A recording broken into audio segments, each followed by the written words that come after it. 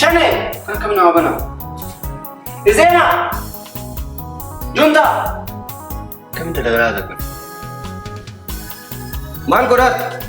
Akka gadaaletini bishaan kana akka itti banuu ilaalu. Akkanumatti yoo si ilaalu ati nama ilaalcha addaa qabu fakkaata. Falaasama.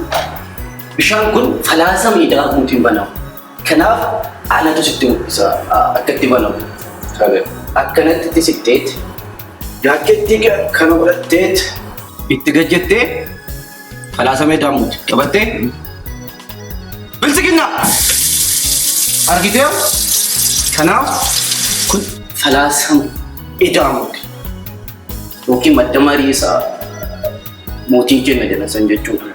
Akkuma isin jedhee bishaan kunis falaasama jedhamu yookiin isa mootichi kennu madda marii jedhanii kitaaba irratti nu barreessan sanii koodii yookiin mistirii sanii mistiriin isaa gurratti siimaas jedhu bilisiginnaadha. Waan jedhamtee jirtu sitti himu.